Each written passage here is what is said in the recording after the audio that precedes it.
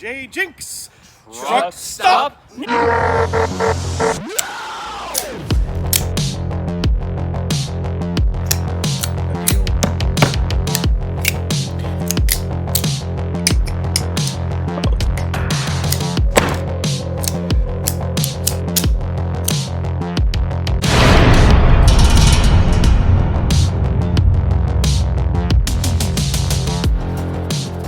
JJ Jinx here. Well, this morning I went to Walmart, and to my delight, I saw this. Oh, hell yes! New Ozark Trail knives, new for 2022. So I bought them all.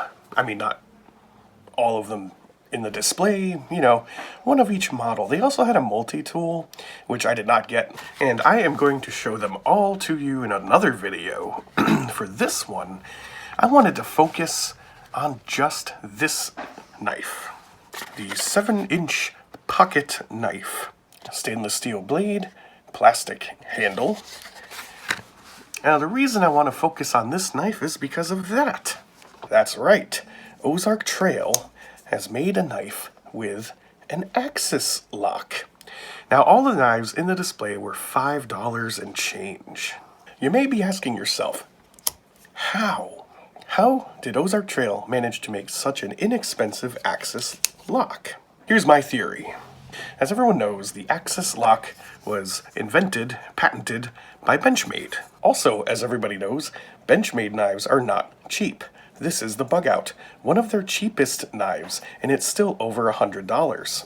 And that's for the stock one. This is an upgrade. It came in CPM M4 steel with a slightly harder plastic scale. It's a Smoky Mountain Knife Works exclusive for $200.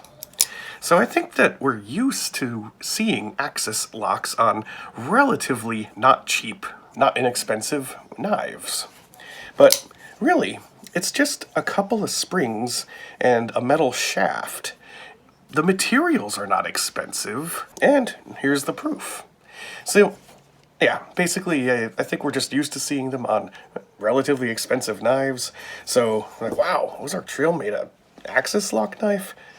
Well, they did. But they're not the only ones. Of course, Hogue has a knife with the axis lock, but they don't call it that. On their Deka model, they call it the Able lock system. SRM has knives with the axis lock. They also don't call it that. They call it the Ambi lock for ambidextrous, because I guess it's on both sides. As you can see on the Model 9211, which was only like $20. So already we have examples of inexpensive knives with the axis lock. Now I'm just going to keep calling it the axis lock because that was the original name. Gonzo has a bunch of knives with an axis lock, but they actually call it the axis lock. They just didn't want to bother changing the name, I guess. So yeah, the patent from Benchmade ran out some years ago, and now you're starting to see it pop up everywhere, and I think once you see it in an Ozark Trail knife, that's kind of the end of the line, It's like memes begin on Reddit, sometimes 4chan, and by the time you see them on Facebook, that's the end of that meme's lifetime, So one of the things that I was curious about is, what does Ozark Trail call this lock?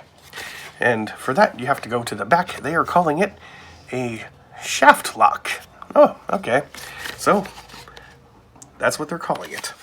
But is it any good? I mean, I've shown you, of course, with the Benchmade knife, it's just pretty much drop open smoothness, but it's a Benchmade knife. You gotta expect that kind of quality. Same thing with the Hogue knife. It's just a good knife.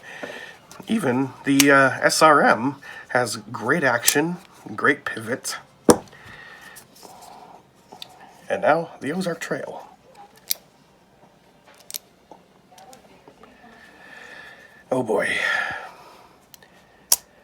So what went wrong?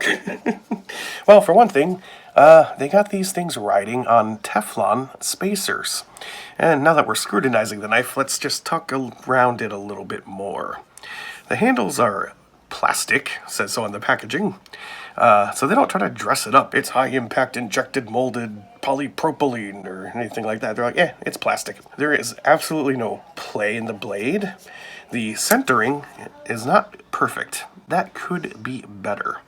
The pocket clip is deep ride and recessed. The screws are not, with a pretty good amount of tension. I think this pocket clip will be fantastic.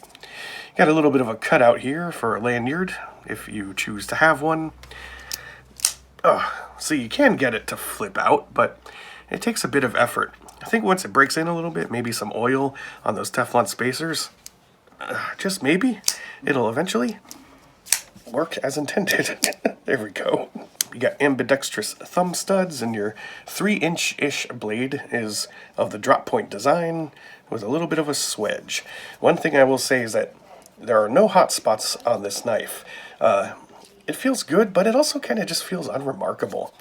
I think it could use a little bit of jimping here and there. Maybe I'm just used to having that.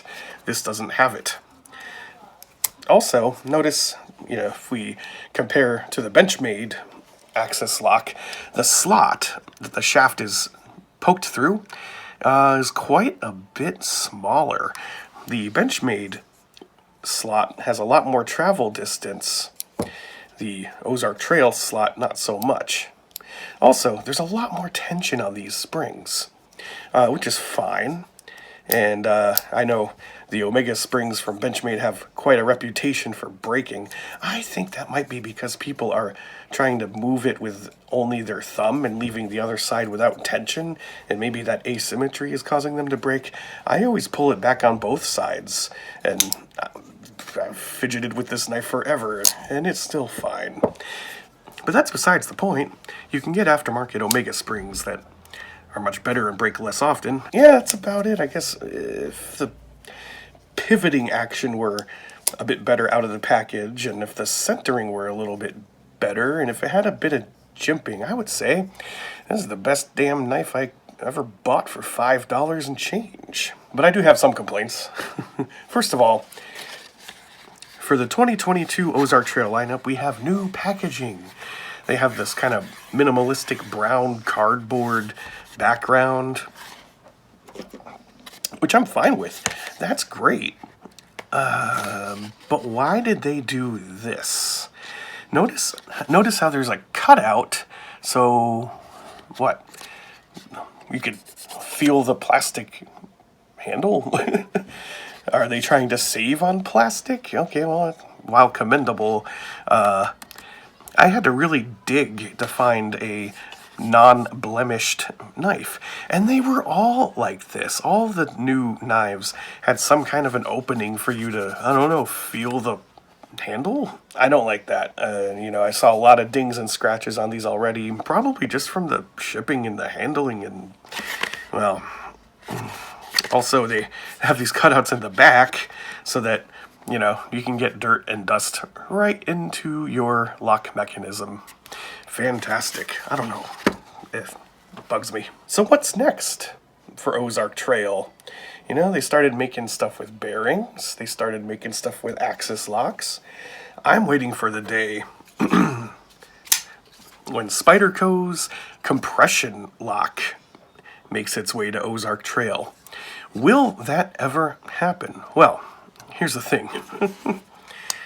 The patent on the compression lock actually has already run out in early 2021. So what gives? Why are we not seeing Ozark Trail compression lock knives, or even Hogue compression lock knives, or SRM, or whatever? Well, it's a little more complicated to manufacture. You have 2 contact points. You got the stop pin and the compression lock itself. There's just a lot of precision that has to go into all of these pieces for it to work properly. And if you've ever handled a large amount of Ozark Trail knives or cheap gas station knives in general, you'll know that the precision is not the high point, although Ozark Trail's precision has definitely improved over the years. Oof. So there it is. First impressions and thoughts of the Ozark Trail axis lock. shaft lock knife.